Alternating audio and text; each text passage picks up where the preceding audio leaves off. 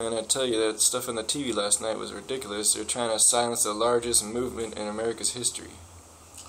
Well, that was inevitable. And it brings to mind something that Desi Arnaz said, I'm going to try very hard to control my temper because this time I'm afraid to lose it. Regarding that, yeah, the focus was to silence and just remove the people from everyone's existence, everybody's memory.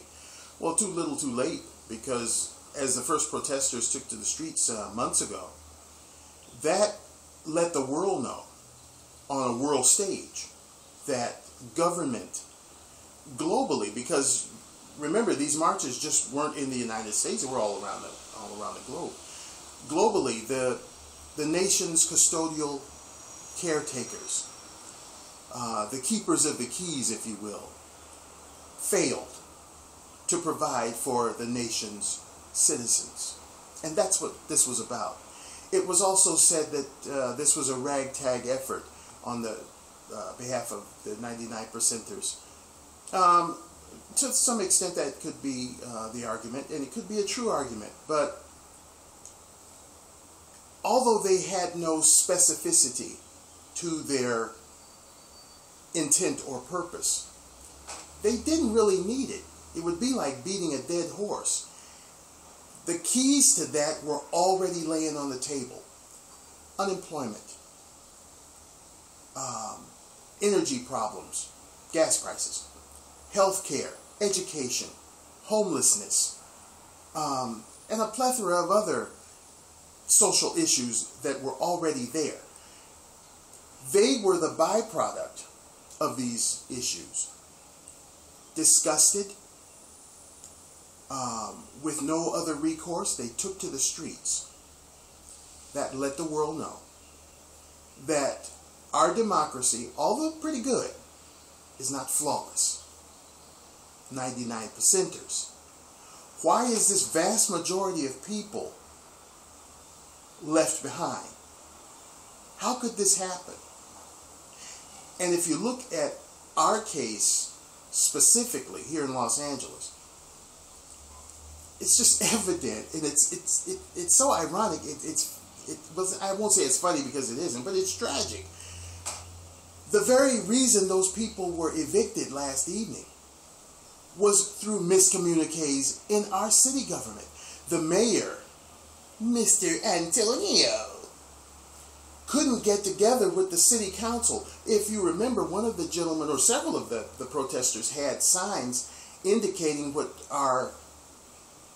one of our city councilmen, who wants to become mayor, threw his hat in the ring already for next year, said, "This is your city hall. Stay here as long as you want. We support you." What happened to that? What happened to that promise? What happened to that pledge? Okay, well, the mayor comes around. I guess he's getting heat from the governor. You know, it's just about Christmas time. And they're saying, well, get them people off the street. Get them garlic eaters out of there. We're America. We're California. We're supposed to be the most prosperous nation on earth. We're getting ready for Christmas. We can't have these belly achers out there in tents and looking raggedy and funky looking. Get them out of there. So then he says, okay. And then all of a sudden, well, I hear that there are children on the compound. Did he go and actually look to see? Did he actually take his scroungy behind out there and see with his own eyes that there were indeed children? And if there were children, the parents aren't going to leave their kids, you know, at the grocery store. They're going to take them with them. No, the protocol, as they stated last night, should have been that he would go back to city council and they try to work something out. That's why they filed injunctions with the Superior Court.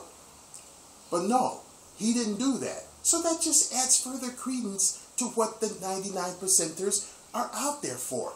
Government, again, fails. And what I found very infuriating with the news media last night is, okay, LAPD stormed upon the 99% protesters, and they were giving them all the accolades in the world. But I must say this, and I want to go on record as saying it, I am damn proud of those protesters. Yeah, there are going to be a few knuckleheads and everything. That's human nature. But for the most part, those protesters were peaceful, they were organized, and there were no major incidents. Let's give them some credence. LAPD, okay, there again, I'm not trying to come down on all the officers. There's some wonderful police officers out there that really live by what is on the side of their cars to protect and to serve. But they have some big social issues. They always have since 1965. So they were on the world stage as well. So they knew that the eyes of the people were watching. And unlike this melee business 4 years ago, this was a different tone. These were people, American citizens, that have lost because of the failure of government.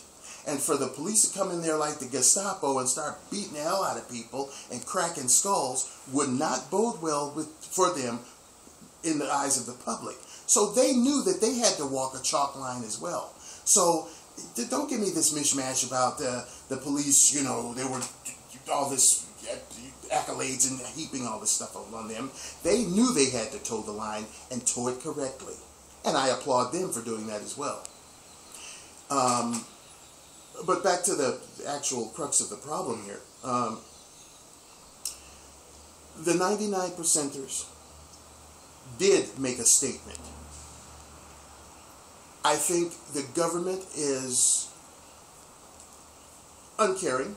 Not one time, and I may be wrong, and if I am, I stand corrected, but not one time in this wonderful media that we have going did I hear of any governor or mayor or anyone else reaching out to the people, maybe setting up meeting points, even Mr. President getting together with the governors and saying, okay, we got these situations going on in your state.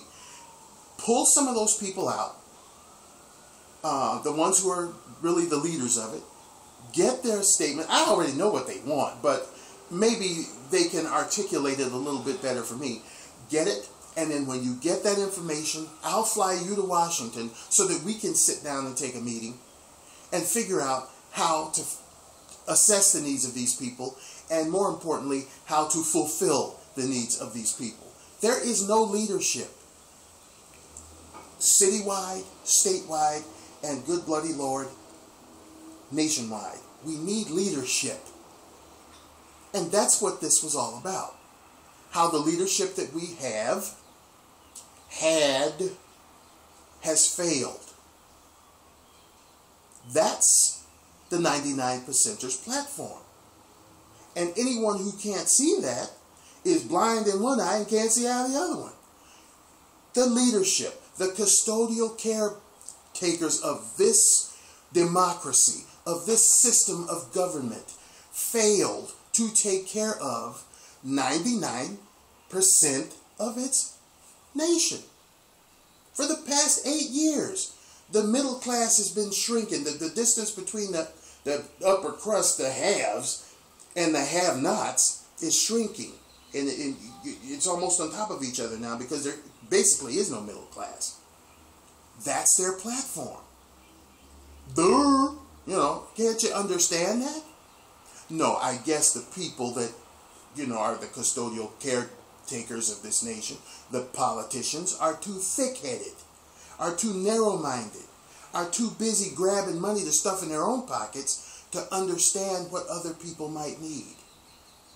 Yeah, I'm kind of sorry to see this thing come to an end in this way. But somebody said so profoundly last night, you can't evict an idea. You can't evict a movement. You can't evict a quality of life that should be afforded to every American citizen. And I sincerely hope that these 99%ers who've been basically silenced or shut down have a plan B. That's my thought on it. Take care.